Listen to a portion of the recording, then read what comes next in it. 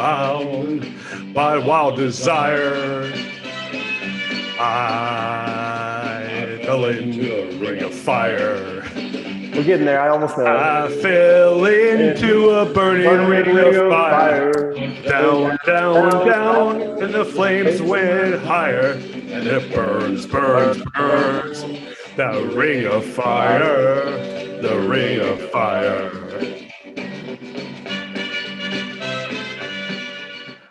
Welcome, my man. Welcome to the show.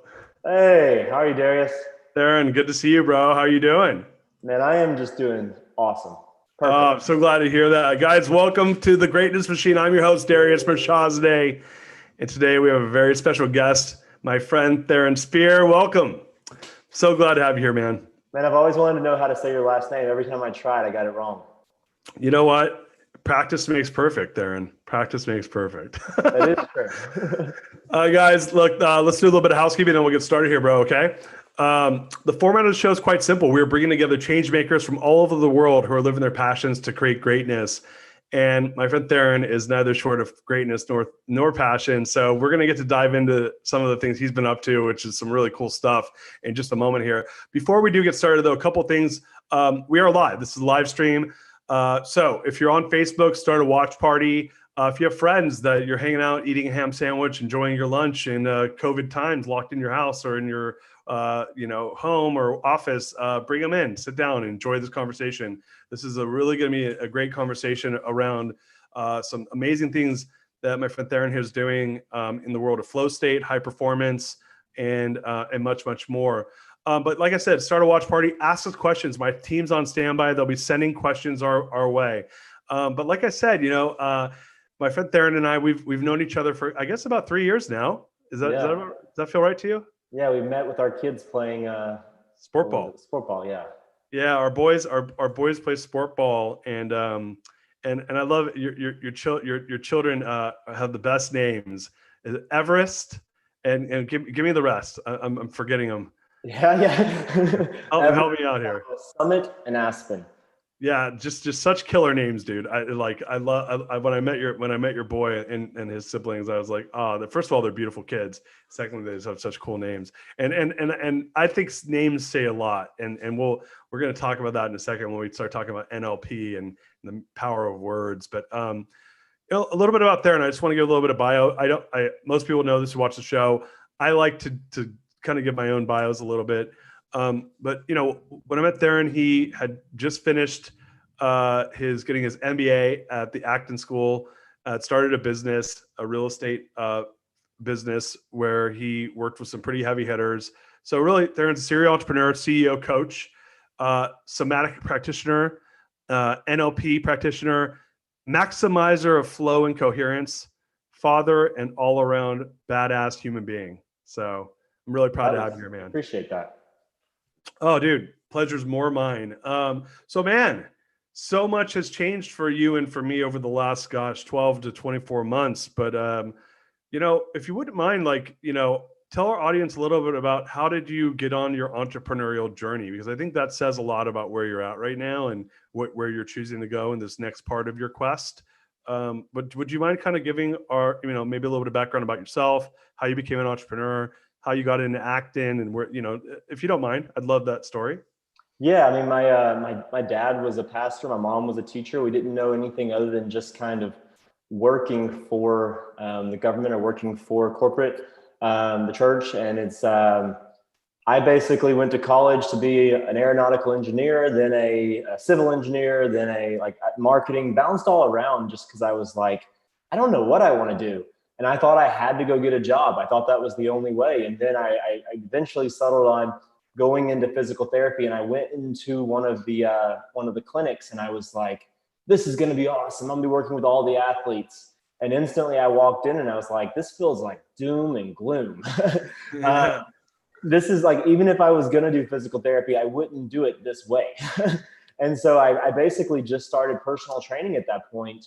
And I started at Anytime Fitness, and okay. Wow. I was like making like $15 an hour, and I was busting it, just working my ass off, trying to like pay the bills. And I was like realizing that the dramatic changes that I was getting with the clients, but I wasn't getting what I was worth and what I felt in that moment. And so I was like, I'm going to go try to find a new place to train. And I walked in to train, and I walked into one of the gyms, and the guy was like working with like professional athletes right there. And he was like, I was like, I want a job with you, like straight up. And he was like, cool, come work with me. And I had no idea what I was stepping into. He's like, the only conditions I have is you have to learn my method. You have to learn the how I train, and you have to charge my rates. And at that point, it was like 125 or 150 an hour.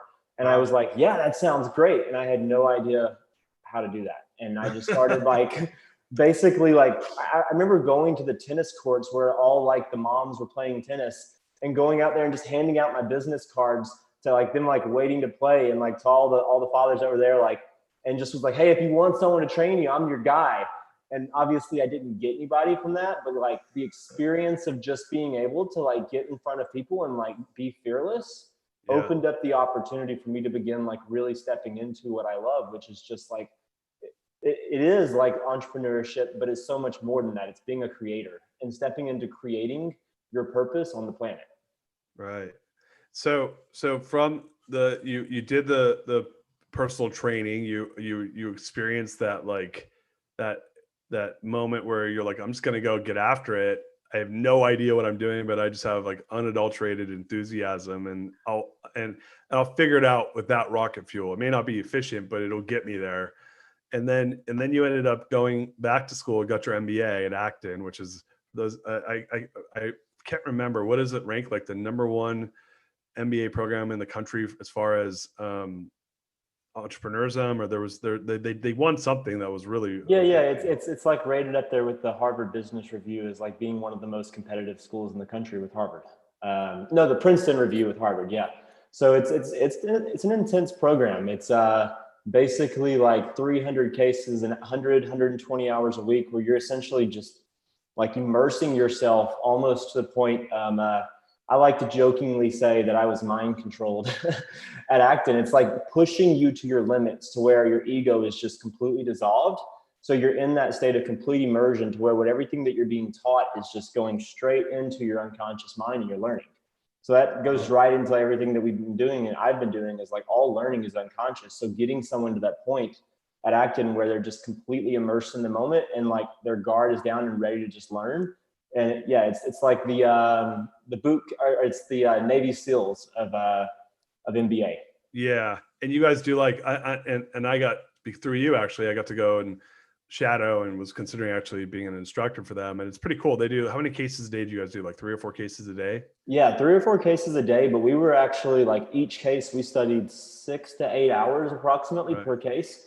And you go in there like basically ready to actually argue all sides with the Socratic Method. And you come in there and it's an hour and a half. So you put a shit ton of effort into just a small amount of time, and you get maximum output. So yeah, that was really cool. And I love the Socratic Method, this idea around facilitating argument and poking holes, and really just, there is no like taking a position, a knower position. It's taking that learner position, as you were talking about. When you're talking about creator, I started thinking about that. But very cool. That's also a powerful place, like in the world right now, right? Like being able to see something from a different side other than the side that you see things is I mean, once we really open up our mind to all possibilities, we learn a lot more.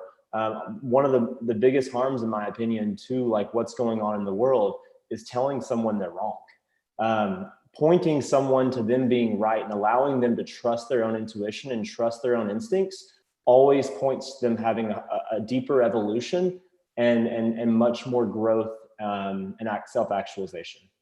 Yeah, it's funny. I think that because there's this polarization, political polarization, it promotes like this two-dimensional way of being, where it's the fear, like fear's on one side of the coin, and then trust is maybe not the right word, but maybe it's even like joy. It's these like they're important. I mean, they're obviously like relevant feelings, but they're not very complex beyond what they're very I guess instinctual. So it's this like happiness fear functionality, right? Or greed fear, and you either want more what's yours, or you are like, scared someone's going to take it away from you. And it feels very two-dimensional. And I feel like there's a lot of like geopolitical pressure around that. And my belief is that it's actually because there's a lot of pressure coming from the other sides to create this third and fourth dimension. And there's such fear around it that people are like going straight to instinctual behavior because they're afraid of this intuitive mind and this much more, I guess, enlightened way of looking at things, which is, well, what if you're both right? Yeah. And so it's funny, I was on Facebook last night and there was this thing out there around, I don't know if you saw, like the US Postal Service is basically like screwing around with their like sorting machines and getting these big blue boxes off the street. Now, the blue boxes are interesting because if you look at the trend over the last 8 years, they were taking more off the street in the previous administration than they are now. And if you think, well, yeah, that makes sense. There's more email and texting and people are not mailing stuff out of mail. I mean, people mail way less stuff out of the mailboxes than they did before. So you probably don't need these big things on the street. There's a cost associated with driving around and opening them up and pulling the mail out of them. So like, I get that. The screwing around with sorting machines, that's even if there's a logical argument for it, the perception is not good 90 days before a presidential election. So I said, and there's some data out there around Postmaster General, like knowingly saying he's reducing overtime and then publicly saying that he did not say that. So there's a lot of gamesmanship going on. So I just threw it out there. I said, this seems very political to me. And I had these people and I'm not going to lie. I was like, hey, there's a bunch of tigers and lions in the pit. And I just launched a piece of steak in there to see what would happen. Right. Like part of it's for my own amusement, but part of it's also because I think it goes back to what you're talking about, which is I'm witnessing I want to see who can get into an intuitive conversation versus an instinctual conversation. And then I go in and I'm like, it's a dojo for me, which is I'm like, I wonder if I can convert this person from an instinctual behavior to an intuitive behavior. And I went there. I said, well, look, man, and I did it total heart first. I said, hey, man, I totally appreciate that you love our president. And as I'm sure from one, human being to another, like, I think it's more important than anything is that we both respect each other's positions. Absolutely. And it's really funny because it's like, I mean, I definitely come from the side of, well, no sides, but like the oneness, right? That we all ultimately are one, that at the end of it all, we all come together as a greater whole. But what's really also cool is that we have two senses, right? In all of our senses, whether it be sight, smell, taste, thinking, we have two senses. We're a binary system of ones and zeros. And if you really dive down into that, it's like Democratic, Republican, whatever, everything is, we have all these different sides, but really those are just distortions of the truth of oneness, because there's on each side, there's truth. On each side, there is perceptions that are actually part of the greater whole, but we distort them. And so it's this unacceptance of a part of ourself. And the truth is like the oneness is a really interesting topic because there's really only one reality. So wherever you're focusing your attention ultimately is what you're believing about yourself. So if I'm really like upset at someone about their opinions, I'm ultimately really getting upset at myself for my opinions, because it's ultimately everything's a projection that's coming out of our mind and that's reflecting back to us from the world. That's just showing us a part of ourselves. And so when we really like dive into it, when we get really frustrated, we end up finding ourselves being more frustrated the rest of the day and putting ourselves out of flow. And ultimately that does no good. So I always walk around and see everyone from their highest self and see the greatest possibility of what someone could be. Because when you look at every person in the world from that place, you always look at yourself from that place. Oh, I love that. So it's funny, like there's a guy that was on the show. He's a friend of mine from San Francisco named Joshua Abramson. Hey, Joshua, if you're watching. So he's the I love you guy. And it's around the same idea that if I'm I love you to everyone, then I'm love you back to myself, right? Yeah. So it literally like anyone he meets, his first thing is like, hey, I'm Joshua, I love you. And he puts people through these workshops where like they basically say this to each other. And he says by the end of the workshop, he basically said exactly what you just said, which is when you start to choose the word I love you, that everything becomes love. and you realize that everyone is love, and that your love and their love, and there's this like connectedness you feel.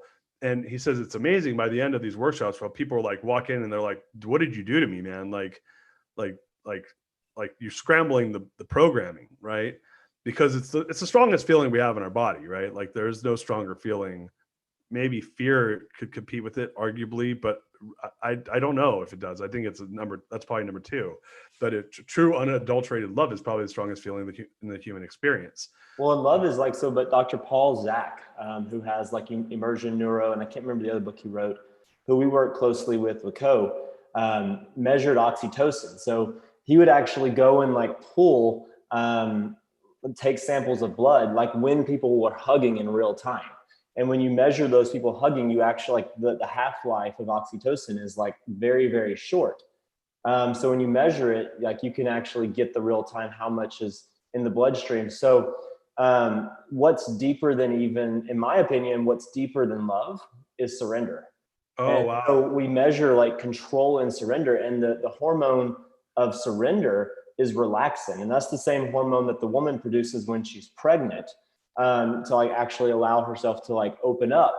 And so when you really like get to the point of complete surrender, you completely allow like yourself to have, your muscles almost go soft. Not soft, but you're held up by your structure versus the control of the world. I can't talk about that conversation. I can't talk about this. That's too much. And really, it's really, I keep on wanting to drop F-bombs. I don't know if that's too much. Oh, fuck yeah. Okay. It's like the truth is that there's just like the polarization that's created is actually what's adding charge. And the more charge that gets created, the more control we have, creates that infinity symbol, which actually leads to more and more surrender. Ultimately, it all leads to the same place, but the more we surrender, the more we open up to more possibility. Well, so let's talk about this. Like you've been doing, a lot of work with entrepreneurs and businesses around the somatic practicing. There's NLP involved in that. This idea around flow and coherence, and this is what we've gotten into. And so, in your work, and let's use the example of this charge around polarization is creating a stronger control factor that then leads to this infinity state, if you will, that you just said. Yeah. And so is the argument there that the polarization is the step before infinity, that it creates that energy and that charge that's needed in order to actually hit flow state? Is that you actually need to have this like friction that we're feeling more and more of every day now? Or because I think a lot of people are saying this out of fear, and it's uncomfortable, right? Like change is painful. And so I sometimes sense that we're going in the wrong direction, but at the same time, there's a difference between being asleep and ignorantly in bliss versus awake and upset at your awareness, right? And so we were talking, there was a guest on the show the other day, and he's talking about basically the fall of democracy, and saying that the issue we have right now is that he's like, if you look at the fairness in our systems or the transparency in our systems, they're better now than they've ever been ever, right? And one could argue that more change is happening politically for the good than ever before, but there's also, it feels like more polarization. And what I said was, well, is it because we're aware of it or because it was better before? And his answer was, it's because we're aware of it. Yeah, and I said, so basically it was worse before, but you didn't know, so everyone was just stupidly happy, right? Politically speaking. Whereas now, and I have a mentor, Rand Stagen, that says with awareness comes choice. So now, like because of technology and social media, and everyone has a video camera in their pocket, now we know things as they happen, like lightning fast. And there's this massive amount of information that's coming to us that's telling us my perception of safety or my perception of happiness is not in line with the world that's actually here. And I can't just close my eyes and pretend. So I'm going to do the next best thing. I'm going to go be polarized. I'm going to go pick a mindset. In this case, there's two, I think, that are pretty pervasive in the United States right now. One would be an autocratic mindset or an authoritarian mindset. And one is a pluralistic mindset and a strategic mindset. And those kind of huddle around each other, right? So those two mindsets are kind of at war with each other. And so my question for you is is what if I understand what you said, is that polarization is what happens before this moment of infinity where everyone becomes one. Is that right? Is that what you said? Yeah. I mean, we could get way deep into the different dimensions of like reality, but definitely like we essentially, if you want to look at the two sides, it's service to self and service to others. Right. And really, like neither one of them is bad because they ultimately all lead to wholeness. But at the same time, like obviously, service to others is a much more compelling and much more loving place to go. And I guess I would say, like you're saying, that change is hard sometimes for people. What if change is perfect? What if like the way everything is happening is perfectly the way it's meant to happen? And the things that are coming, the things that we want to come, couldn't have happened unless what did happen was like brought us to that place. So that increases the polarization to actually produce more charge to allow us to produce growth. So all the things that occurred, although they were horrible, we'll look back again like 100 years, 1,000 years from now and go, those things were horrible, because we'll continue to be evolving and continue to be growing and moving towards that state of oneness. And so I love like when people are talking about flow, because flow is ultimately where someone is going, where essentially they have the most like skill and they're pushing that skill to the absolute limit. And so you see that a lot in extreme sports, for example, when someone's like trying to push their edge to reach further and further flow states. There's a good book called Stealing Fire that talks about that with Jamie Will, where it's like pushing the flow states in all the different ways that people push flow. And I mean, people, like there's billions of dollars a year being spent on accessing flow states, whether it be through psychedelics, psychotropics, EDM concerts. And the main thing behind all that is that we're searching for something deeper within ourselves. And the truth is that when we look for it outside ourselves, we're missing the point. That flow state isn't found outside us, it's found deep within us. And usually what happens is when we're first born, we have awareness of the third dimension. And so we look for fulfillment or find value in everything outside us. What we're coming into as a society is looking for that value within us. And then once we find it within us, we project that value that we find in us and manifest that out into the world. So instead of like having to find someone to give me power, I can create my own power within and then empower others from empowering myself.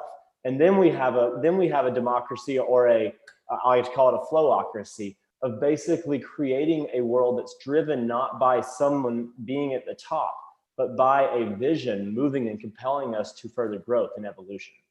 So if you're, so we have a question from the audience. I'll get there in a second. But my question to you is, if we're figuring out within ourselves, like, and what I just heard you say is, and I've actually heard Jamie Will talk. I hung out with him a couple of years ago at MIT, and he was a former partner at Stagen, the school I ran school, and so what I just heard you say is when we give of ourselves in the form of service to others, but it's our truest, most authentic gift, that we can put ourselves into a state of flow, right? Because it's like I'm giving my maximum value in the way that I feel most of service to the world, but in a way that feels truest to what I am, right? Am I hearing that properly? Yeah. I mean, ultimately we're trying to find flow. However, I mean, for me, like I left my real estate fund because I was just doing things as the world wanted me to do them. I was looking outside myself for that value. I was trying to find my value by going and pursuing what the world wanted me to pursue. We had this conversation the last time we talked. Eventually it was like, I've had enough. Like I have to go and pursue me. And so I chased flow around the world. I was like trying to achieve it in all these different places, looking for it in the scenery, looking for it in the people, looking for it in the different, whether it be psychotropics or whatever. I was looking for that state and trying to access it. And at some point I sat down and was like, fuck this, man. Like I'm going to sit down and I'm going to meditate and I'm going to find that state deep within myself. And it's kind of like, I love thinking about the Big Bang. It's like, first, everything from outside you is being pulled into you. And then once everything is pulled into you, it creates that charge that bursts it back out. And so so the third dimension is looking for it outside you and bringing that charge back in. And the fourth dimension is that, and also that could be the caterpillar, right? So it brings it back in, you're in that cocoon, you liquefy within, and then you burst back out and bring that butterfly out into the world.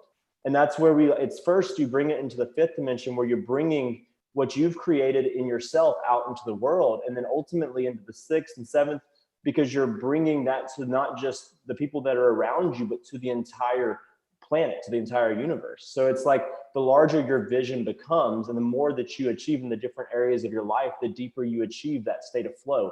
And I love thinking about flow as like just connecting to self, because once you connect to self on a deeper level, you connect to self in all the different areas of your life, and flow in one area creates flow in all areas.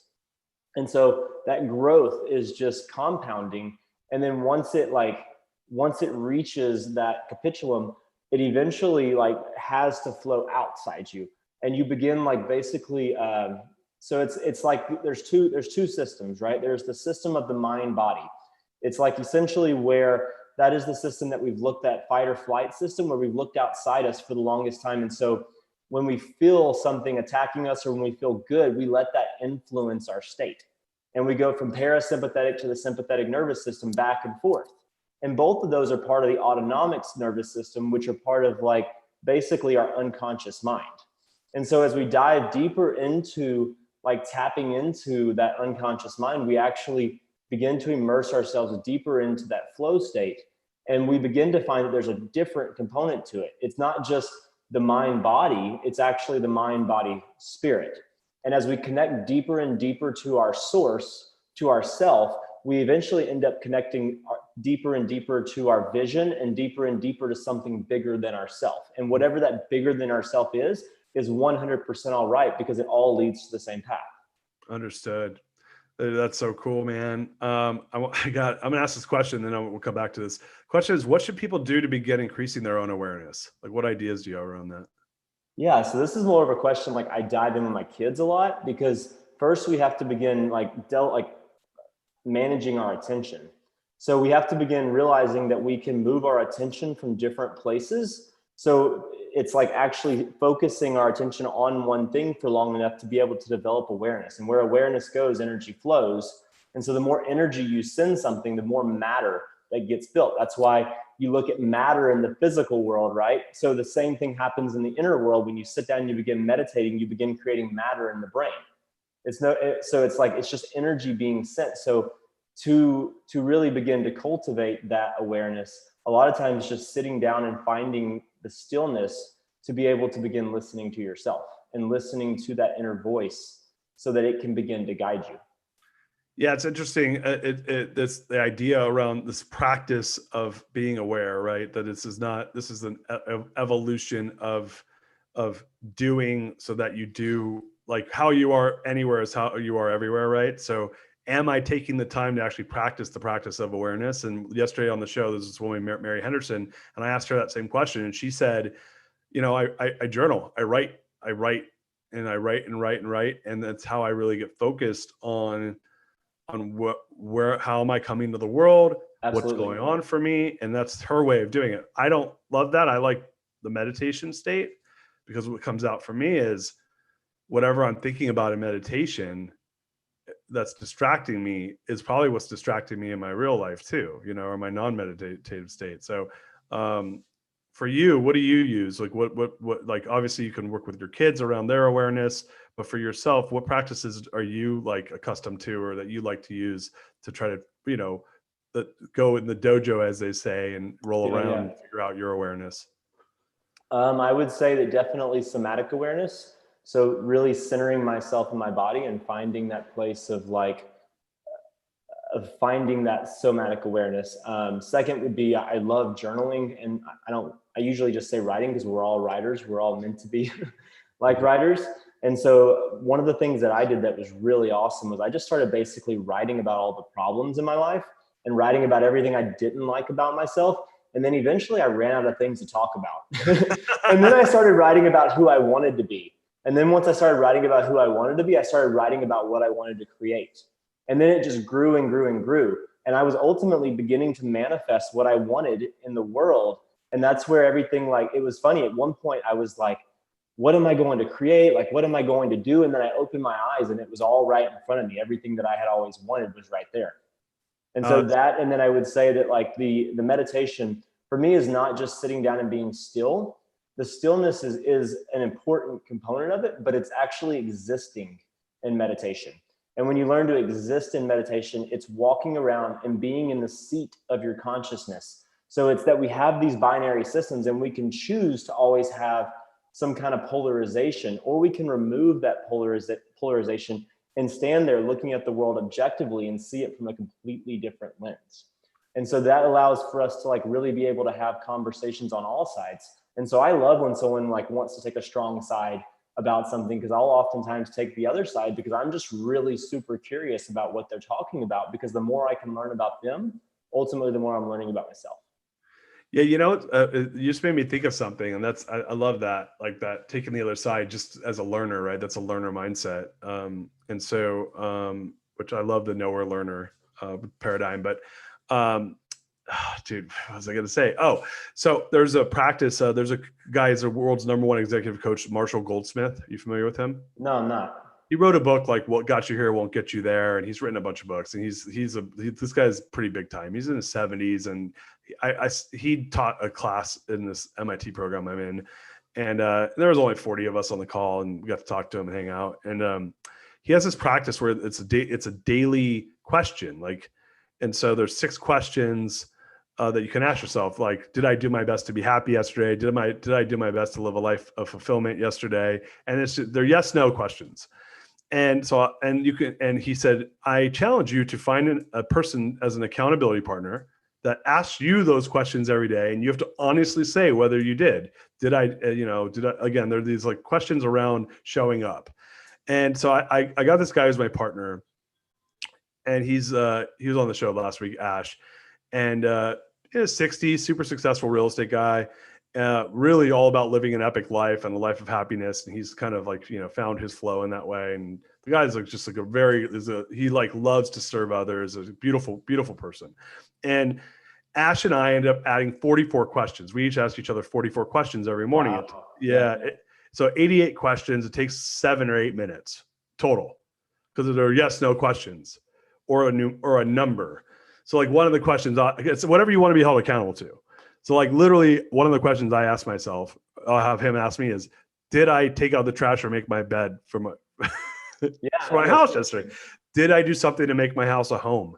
Did I spend 10 minutes with each of my kids, really connecting with them, what happens is, when you have to own that every day, you start to see you start to see the things that come easily, and you start to see the areas that you never do.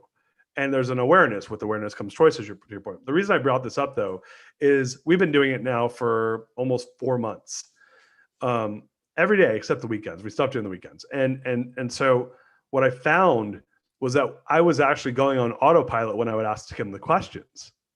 I would, like, zone out and just, like, go, and, like, I wasn't, like, there. Yeah. Right.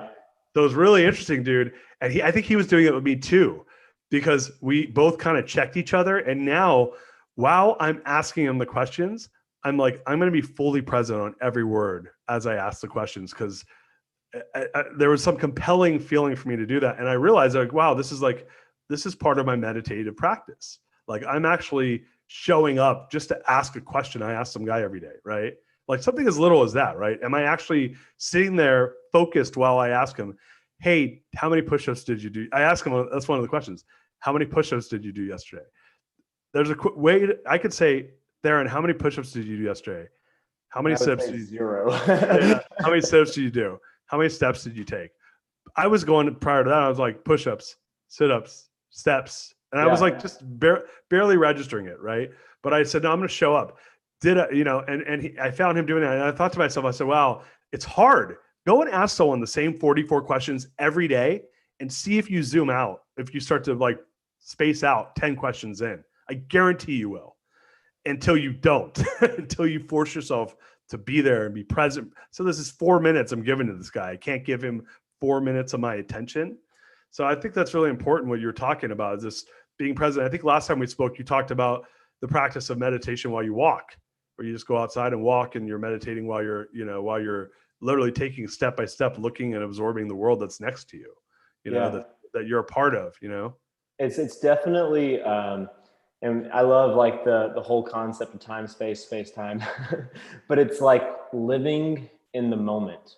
And it's like, is there a moment that you can live in, or is it just a consistent, deeper and deeper living in that moment? And I was reading something the other day, and ultimately a belief I have is that immortality is impossible in its actuality, but immortality in the sense of living so deeply in the moment that time ceases to exist. So you can dive so deep into that moment and then dive so deep into that moment and that moment and that moment that literally time has just completely ceased to exist. And so I was having this conversation with Liliana. I was like, pick up that book. So shameless promotion. Oh, here's the book. It's like, hey, there's this book. And then it's like, no, pick up the book. Really enjoy picking up that book. Now do it again, like feel the pages, feel what it feels like to be so in the moment that you pick up the book and that it feels good to be holding the book and love every single second of that moment. And it's like we get so caught up in how are you doing? I don't give a fuck how you're doing. I want to know how is your being and who are you? Like, tell me who you are, and I'm going to get really excited because we get so caught up in what is someone doing. But when we really dive deep into like, man, like it gives me chills to like sit there and like, who are you? Tell me about yourself, because that's something that's deeply intimate. And when we deeply dive into that intimacy, what we see is an entire universe that exists like deep within someone's eyes, deep within someone's feelings, deep within someone's thoughts. And in that place is where that true connectedness is and where we actually deeply see ourselves. Oh, it's so cool. I mean, when you're doing that, what I'm hearing is you're doing that to yourself essentially, right? So like by being that way with everything, you're being that way with yourself. Again, how you are anywhere is how you are everywhere, right? So this thing where it's like, if you want that connectivity with yourself, as far as like, and this is some people might be like, what the fuck are these guys talking about? This is like probably a little bit deep for some people. That's right. That's okay. Like, I'll tell you, it's like, it's really simple. Sit down when you're feeling anxious or when you're feeling happy or when you're feeling sad, and just like sit in that feeling for a second. And what part of your body is it coming out of? Why are you feeling that way? And those are two quick questions I ask myself when I start to feel, and because we start to notice is there's all these, your body talks to you, your body tells you. And I think everyone just goes, and I really do believe a lot of people are afraid to feel, right? So they go asleep instead, which is, to your point, how are you doing? Oh, I'm good. How are you feeling? I'm good. It was a waste of both of our voices, right? Because you didn't mean it and I didn't mean it either. We were just like, we've been programmed to answer those questions.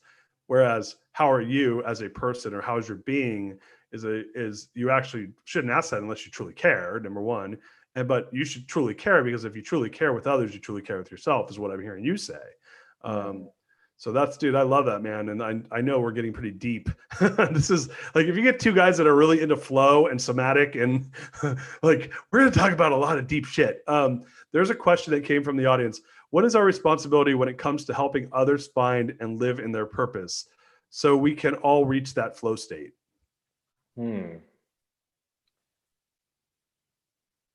What is I ultimately like to say, and this is obviously a challenging thought because it can go deep, is ultimately just pushing someone towards like trusting themselves and being like, and this is not political, but it's like a lot of times we tell someone you're wrong. It's like there is no left, there's only right. And if you're left behind. Because right is all there is. And so the deeper you go into like encouraging someone to just trust themselves, the deeper they'll dive into that flow, the deeper they'll dive into their own source and their own connection, and they'll figure out who they are and what they're meant to do on this planet. And I had someone on a podcast I recently went on that said, that's all great, but like for people that aren't like you, like, how do like we go about in the world trying to find this state, or like figure out our purpose? And I'm like, no, like this is not, I'm nothing special.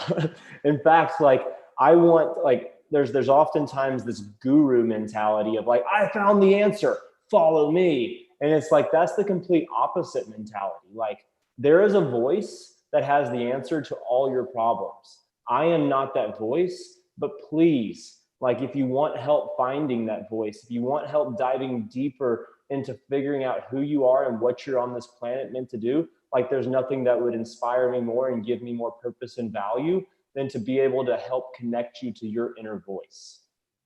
So yeah, so when you think of like the work you're doing right now, or let's like getting out of like the esoteric talk around flow and right, which is like that's you know, like I don't apologize for it, but like for some people it is a little bit like woo woo and out there, right?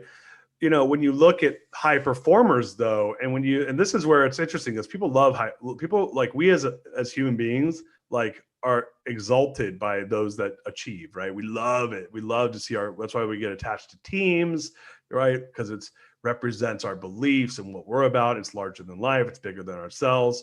It's why people get attached to cities. It's why people get attached to countries. And, you know, probably, you know, not that long ago, that's why we went to war with each other so often, was that people were like really wanted to conquer and promote their sense of like, you know, why they were better, right, as a whole.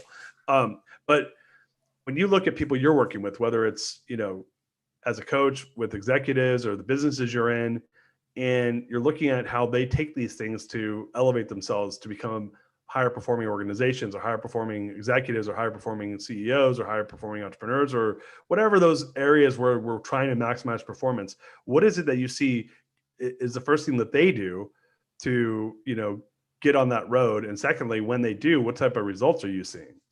Yeah, it's definitely first like going into the organization and helping those the different, whether it be the executive team, the manager team, or like just the employees. It's helping them figure out what they love to do. And ultimately, like a lot of times, like all these corporate trainings, you get in there and people are like, I'm just here because I was told to be here. I don't ultimately like want to, I just want to like live life. And it's like, no, like why, like what do you want to achieve in life? Like what is important to you in your life?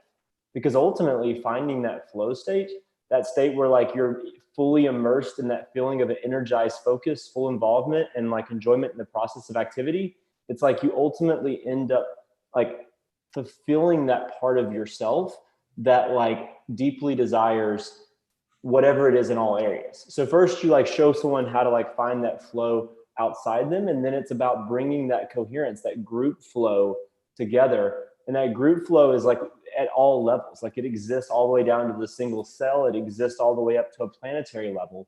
And what we're constantly doing is trying to bring coherence to a larger level. And ultimately we all, if we want to achieve something in the world, have to create some level of coherence on the planet, whether it be with your spouse, whether it be with your partner, whether it be with your children, or whether it be with an organization.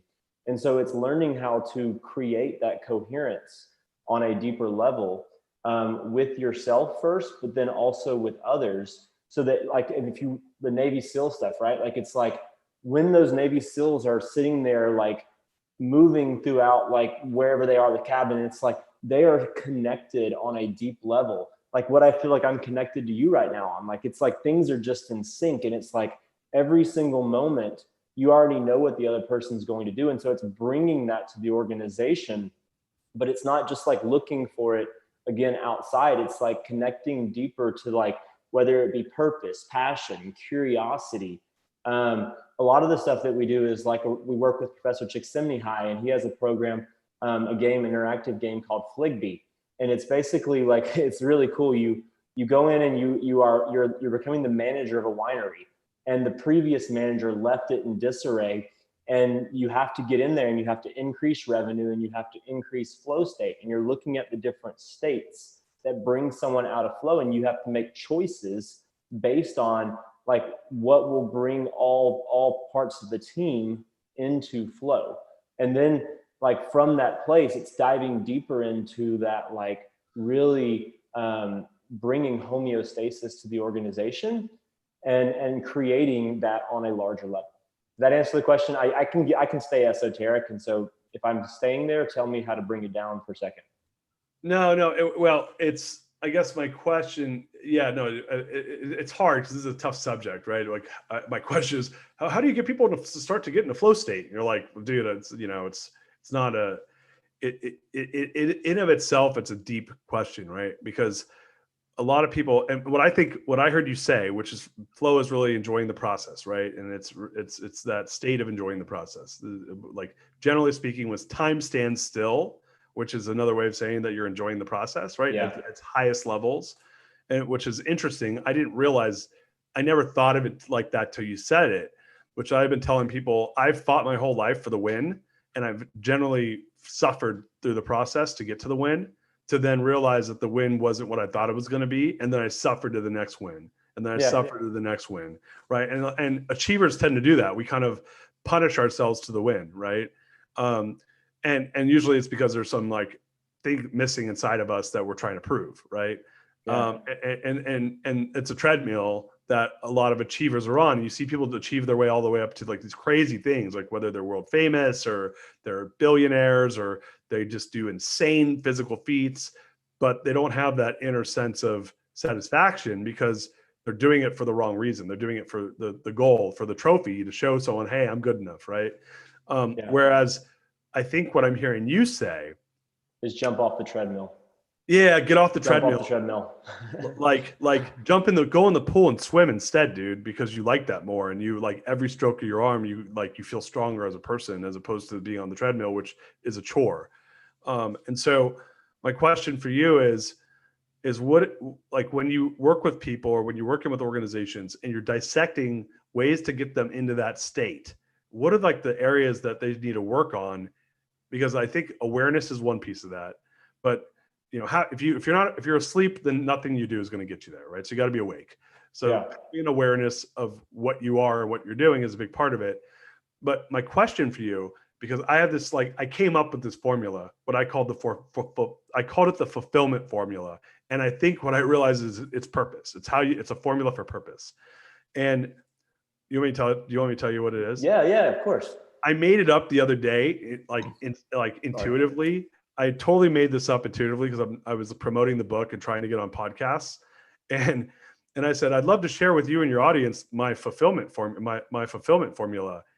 And I said, and then I put like colon, fulfillment equals ST plus CV divided by meds.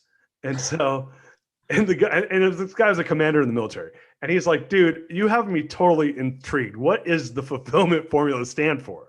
Yeah. And I was like, yes, it worked. But I wasn't being like fake. I was being real. And it's this thing I've been talking about, which I believe that when you are working within your talents and strengths, the things that you feel come at ease for you, right? The things that you enjoy doing that come at ease. And you combine that with doing that in line with your values. And you do it fully aware, in a full state of awareness that you are living your purpose. That is your purpose, whatever that adds up to. I don't know what it adds up to, but it will add up to the reason why we're here, right? And I called it the fulfillment formula, but I actually just realized while you're talking, that is the formula for purpose, which is being fully aware and living in your talents, in your values, all together at the same time. And so my question, does that, can you poke any holes in that? Yeah, I mean, I won't poke holes in it. I'll yes and it. Yes and it. That's very Socratic. It's like, no, I'm not going to butt that. I'm not going to like contradict what you're saying. I'm going to add to it. I'd love to. Go ahead. What did you say? I'd love to hear what your yes and is. Yeah, there's definitely all these triggers, and like this is definitely something that like people that dive deep into flow, that's like the different flow triggers that can help someone like can reach flow state. But I'm looking more for someone to find that flow state deep within them. And so it's really ironic because a lot of the things that you end up saying are some of the most simple things. It's purpose, it's passion, it's curiosity, it's alignment, authenticity, working for a bigger purpose. And so there's these different, like, there's probably around like 12 of them that I've really identified that really deeply, I don't have them right here in front of me, But ultimately it's like connecting deep within yourself. And it's once you find that, and one of the big things to add to this is so often we get caught living in our past and living in these negative emotions. And I don't even like the term negative emotions, because it's saying that there is something negative. And a lot of times that's that victim mentality of something outside us. When you bring that deep within you, you ultimately realize that you're producing all these emotions within you, and they're all okay to feel, to your point earlier. And so as you begin to work through those challenging emotions and turn them into positive experiences, and instead of being taught the lessons, you take the learnings, you ultimately find yourself standing in the present. And when you're standing in the present, you're ultimately able to create the future. But if you're stuck in the past, you can't create the future, because in the present is where all possibilities exist. And so that living in the moment is a really key part of it. So like it is really, really simple. It's like, go figure out what you love and then do it, and then do it more. And then once you like really deep dive into what you love, and you can get into like whether it be like the things that I like to tell people, the 3 tools are like active, connected, and present. So like active empathy is definitely coherence. Present service is coherence. And then like being connected to flow is coherence. And those are the things that we ultimately say are the formula. But go do what you love. And then once you've like really chased what you love, and that's that big dive, right? It's like you're sitting there on the treadmill and you're running as fast as you can, and you're just trying to keep up. You're just trying to like figure it out. And oh, I have this side thing that I kind of like doing. And it's like, jump off the treadmill, do what you love. And then from that place, there's something deeper that begins to guide you. And from that place, there are all these different things that you can tap into on a deeper level. And a lot of this is like, there are specific, and I love the sacred geometry. It's like, there's personal development, there's career, there's relationships, I'm missing a couple of them. There's 3 of them, but anyway, there's 6 of them that really are the core of these principles, and they all connect to a deep part of yourself. But go figure out which one's you, and then like just deeply pursue that. Does that make sense? I mean, am I going around it? Am I hitting on it? No. I think I'd love to see what you're like. I'd love to pull your strength finder, because I'm curious if you have a communication in your top 5 strengths. I bet you it's in your top 10. Like I would love to see it, man. Just because of the way we're talking to each other. But I'll take that offline. But the reason I brought it up was I wanted to ask you a question, because we're running up against the end of the show here, which is, as you know, and you thank you for showing my book. Like, comes out 3 weeks from tomorrow. The reason I asked that was when you said find out the things you love. Like, another way of saying that might be, what are the things you value? Because usually we value, right? And so my question for you is, if you were to give me your top 3 or top 5 values that you're like living in right now, what are those? Do you know them like easily? Can you equate them, or is there 1 or 2 that really stand out to you? Yeah, expanding consciousness, connection to source, purpose, passion, alignment, and impact. For me, ultimately, impact is like, for me, it's like, it's one thing to feel something deep within myself and to know it's true inside myself. But when I see that reflection out in the world, it's like looking in the mirror and going, that's me. It's like when you look out and you don't see that coherence existing outside you, it's like, great, I first like produced it inside myself. But then once I've produced it inside myself, I have to, not only like have to, it is my purpose to see that not only in others, but to see it on a planetary level, and to bring that like reflection to the whole planet. And ultimately, like, to me, it's not about like my reflection. It's about like people doing what they love and just being deeply immersed in themselves. Very cool. We're wrapping up the show here. Where can people find you? Like, just give us the plugs on where people can connect with you. Where can they find you? I know you have a couple cool projects going on. If you wouldn't mind sharing that, so the team could put it in the thread, that'd be great. Yeah. So there's the main thing I'm working on is Cocentric Co. So it's I guess www.ko.is, is. And then you can also find my personal page at www.Theron Spear, Theron Spear.com. So I would love to connect with anyone. And yeah, ultimately, like if someone is looking for a way to deeper dive into connecting with themselves and to figuring out how to listen to who they are and what their purpose is, like that, I love it, man. And yeah, I appreciate you letting me do that. Yeah, very cool, guys. Yeah, I know you're working with a lot of the people from your network and acting in the entrepreneurial world here in Austin. But if you're anywhere, like obviously Theron can work with you guys. I've known him for a long time, and And if obviously, you're not in Austin, like this is the hub for everything that's to come. Get here. yeah. This is the dude. I had a friend that said she's like, I think this is like she was on the show and she's an NLP person, and she said there's this is where the kings and queens are coming. There's like Yeah, this movement of power around that. So. I heard the other day, and not to like keep going, but I heard that like the pyramids, if you look at like how the pyramids like meet, and like Austin is like one of the main hubs of like where the future, it's like Sedona, it's like the vortex, right? It's like Austin is becoming the vortex of this like consciousness movement. So Yeah. it's definitely going to be a powerful place. And yeah. That's so cool. Bro, thank you so much for being on the show, man. This has been such a treat. You guys, you know where to find him, theronspear.com or ko.is. And that's a co-working space around a lot of these ideas around coherence and elevation. If you are looking for some really deep work around your performance and reaching a flow state, which I know a lot of people in the audience are into that type of stuff, Theron is really a great person to talk to, and he's done some really cool things. So please connect with him. Guys, we got 2 more shows. We did a little bit of the somatic work here, talking about somatic work here. Our next show is with Stephen Terrell, who's actually a somatic experience therapist, mine, by the way, and he's one of the top somatic experience trainers in the world. So that's coming up later on this afternoon. And then we have my friend Vile and Kristen, who rode their bike from Alaska to Tierra del Fuego in 2.5 years. Whoa. Yeah, dude, we got some crazy. Today's an all-star lineup, dude. You just kicked it off. Thank you for being a part of that. Guys, you could find us at The Real Darius M on Facebook to watch and sign up for all of our shows and get updates. You go to my website, therealdarius.com, to sign up for all the social and subscribe. You can also subscribe at YouTube at The Real Darius. That's the name of our show, and this is The Greatness Machine. Thank you so much, Theron, my brother. I really Thank appreciate it. you. Love you, man. Love you too, bro. You guys take care. We'll talk to you guys later. Peace.